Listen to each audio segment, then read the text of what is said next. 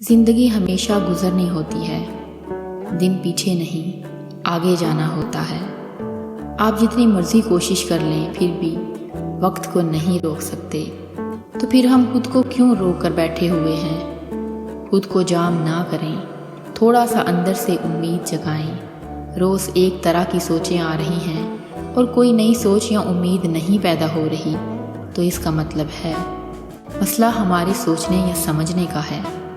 ऐसा नहीं हो सकता कि हमारे जीने की कोई वजह ना हो, हमारे पास कोई अच्छी चीज़ ना हो। अगर कुछ खोया है तो कुछ बचा भी होगा ना।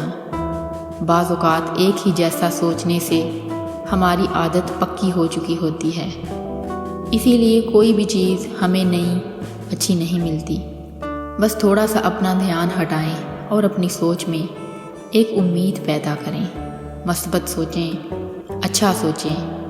जैसा आप सोचेंगे वैसे ही नताइज आना शुरू हो जाएंगे।